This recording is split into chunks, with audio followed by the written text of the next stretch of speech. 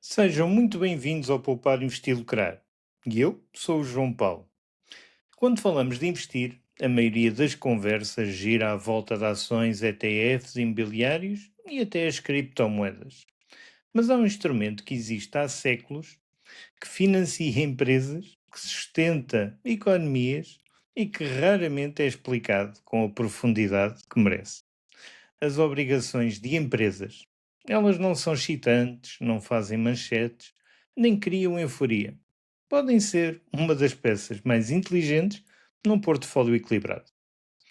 Hoje vamos perceber o que são as corporate bonds, como funcionam, quais os riscos reais, onde podem existir oportunidades e porque é que as obrigações com rating A ou superior entram nas minhas considerações para este ano, sem qualquer drama e sem promessas, como sempre, mas com estrutura. Investir não é procurar emoções, é procurar o equilíbrio entre o risco e o retorno. E as obrigações entram exatamente aí. Uma obrigação, ele é um contrato de dívida. Quando compras uma obrigação de uma empresa, não estás a comprar uma parte da empresa, mas sim a emprestar dinheiro. Em troca, a empresa compromete-se a pagar os juros periódicos e a devolver o capital no final do prazo. E aqui está uma diferença essencial. Quando tu compras uma ação, tornas-te sócio. Quando compras uma obrigação, tornas-te credor. E essa diferença muda completamente o tipo de risco que estás a assumir. Quando compras uma ação, tu queres crescimento. Quando compras uma obrigação, tu queres cumprimento. É uma lógica completamente diferente. Numa situação extrema, a insolvência, na insolvência, aliás, a hierarquia é muito clara. Primeiro recebem os credores, só depois, se sobrar alguma coisa, recebem os acionistas. Mas isto não significa que as obrigações sejam seguras por definição. Significa apenas que estão numa posição jurídica diferente. Uma obrigação, ela tem quatro elementos fundamentais: o valor nominal, o cupão, que é os juros, a maturidade e um rating de crédito. Um exemplo muito simples: a empresa A limita obrigações de 1000 euros a um cupão de 4,5% com maturidade a 7 anos. Tu recebes 45% de euros ao ano e recebes, no fim, os 7 anos, se a empresa cumprir. E aqui entramos num ponto crítico: o risco de crédito. O maior risco numa obrigação da empresa é simples. A empresa pode não pagar, pode atrasar, pode reestruturar a dívida, pode falir. E é por isso que existem as agências de rating, a S&P Poor's, a Moody's e a Fitch, e há outras menores. Elas avaliam a capacidade de pagamento.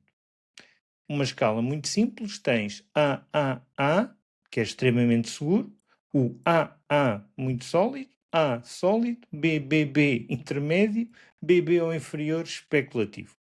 Abaixo de BBB já entramos no território high yield. E eu fiz uma escolha, quanto a mim estratégica este ano, que era apenas obrigações com um rating A ou superior para entrarem nas minhas considerações. Não é por medo, é a minha gestão de risco.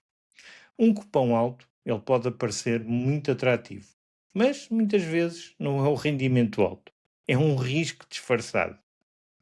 Eu prefiro um rendimento ligeiramente mais baixo, com uma probabilidade menor de incumprimento, porque as obrigações não vão ser a parte mais agressiva do meu portfólio, são a parte que eu quero mais estabilizada.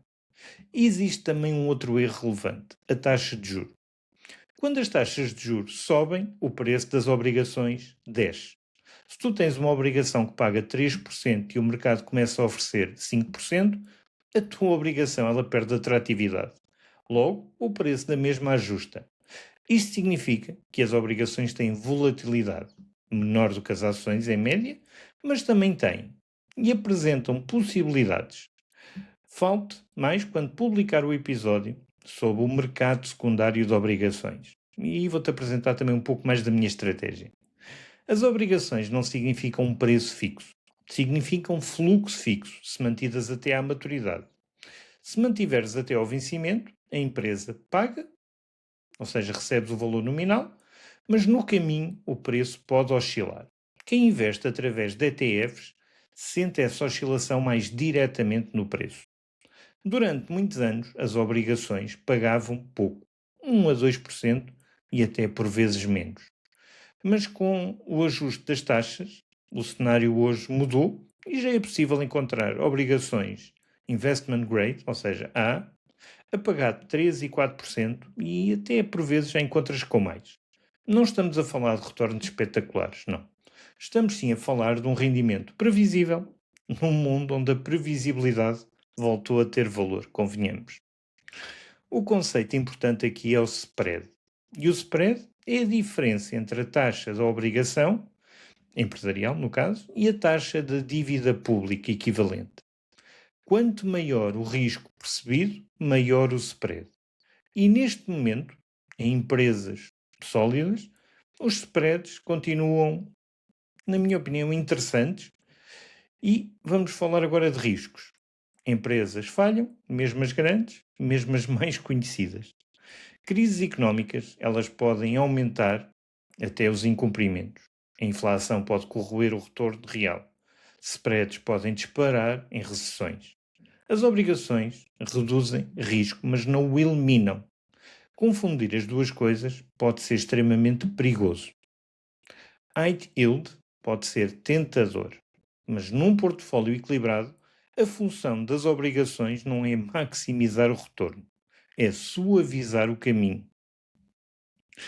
Como podes integrar no teu portfólio de duas formas principais? A compra direta ou através de ETFs. A compra direta dá-te controle. O ETF dá-te diversificação automática. E acima de tudo vai depender do teu capital, do teu tempo disponível e acima de tudo do teu perfil de risco.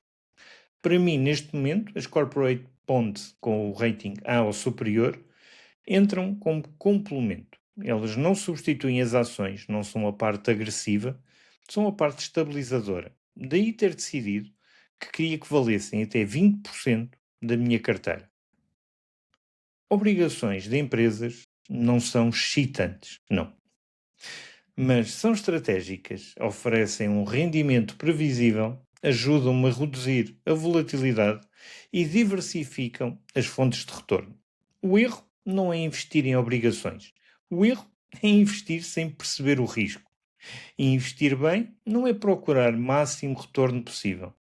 É procurar o melhor equilíbrio possível entre o risco e o retorno. E nisso, estas obrigações continuam a ter um papel central.